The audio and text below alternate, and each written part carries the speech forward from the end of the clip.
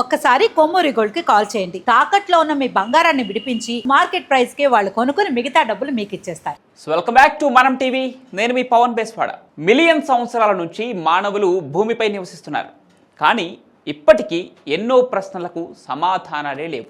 ఈ భూమిపై ఉన్న పొడవైన నదులు, ఎత్తైన పర్వతాలు, వాటి పూర్వోత్తరాల గురించి అందరికీ తెలిసిందే. కానీ ఈ భూమిపై ఉన్న సముద్రాలలో చాలా ప్రమాదకరమైన ప్రదేశాలు కూడా ఉన్నాయన్న విషయం మీకు తెలుసా? వాటిలో అంటార్కిటికాలోని సబ్గ్లేషియల్ లేక్ వోస్టాక్ కూడా ఒకటి. అసలు ఆ ప్రదేశం ఎక్కడుంది, ఎందుకు అది అంత భయంకరమైన ప్రదేశమైందో ఈ వీడియోలో తెలుసుకుందాం. లేక్ వోస్టాక్ అంటార్కిటికాలోని ఈస్ట్ అంటార్కిటిక్ ఐస్ షీట్ కింద సుమారుగా 4 కిలోమీటర్ల మందపాటి మంచు పొరలో దాగి ఉన్న ఒక సబ్గ్లేషియల్ సరస్సు. ఈ సరస్సు భూమిపై అతిపెద్ద సబ్గ్లేషియల్ సరస్సులలో ఒకటి. సుమారుగా 250 కిలోమీటర్ల పొడవు, 50 కిలోమీటర్ల వెడల్పు, 800 మీటర్ల వరకు లోతుతో విస్తరించి ఉంది సరస్సు. అయితే దీన్ని 1970లలో రష్యన్ శాస్త్రవేత్తలు రాడార్ సర్వేల ద్వారా కనుగొన్నారు. కానీ దీని అత్యంత లోతైన భాగాలు, ముఖ్యంగా సరస్సు అడుగున ఉన్న గుహలు, అక్కడి జీవ వ్యవస్థ ఇప్పటికీ మానవులకు అందని రహస్యంగా ఉన్నాయి. ఈ సరస్సు సుమారుగా 15 నుంచి 20 మిలియన్ సంవత్సరాల నుండి బయటి ప్రపంచంతో సంబంధం లేకుండా మంచు కింద ఒంటరిగా ఉంది.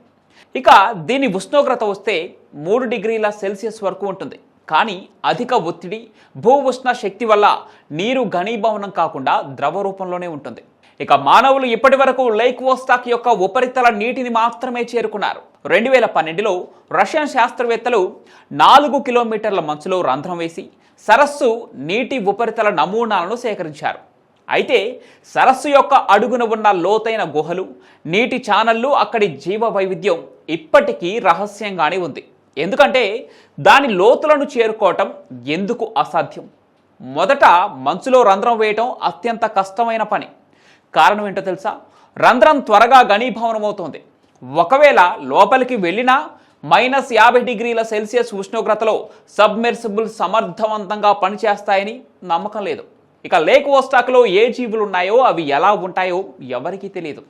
శాస్త్రవేత్తల ఊహల ప్రకారం ఈ సరస్సులో సూక్ష్మజీవులు లేదా విచిత్రమైన జీవరూపాలు ఉండే అవకాశం ఉండొచ్చు. ఇవి మిలియన్ల సంవత్సరాలుగా ఒంటరిగా పరిణామం చెంది ఉంటాయని కూడా భావిస్తున్నారు. ఎందుకంటే 2012లో సేకరించిన నీటి నమూనాల్లో అనేక గుర్తించని బ్యాక్టీరియా జాతులు కనుగొన్నారు.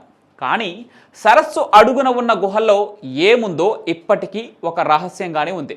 అందుకే ఈ సరస్సు భూమిపై ఉన్న సముద్రాలలో అతి భయంకరమైన వాటిలో ఒకటిగా ఉంది.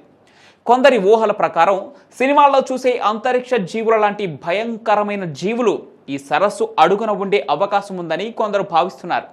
ఇక లేక్ వోస్టాక్ అన్వేషించని లోతులు, దానిలో ఉండే చీకటి, రహస్యమైన జీవ వ్యవస్థ వల్ల మానవులకు ఇప్పటికీ అందని భయం కలిగించే ప్రదేశంగా నిలిచిపోయింది ఈ సరస్సు.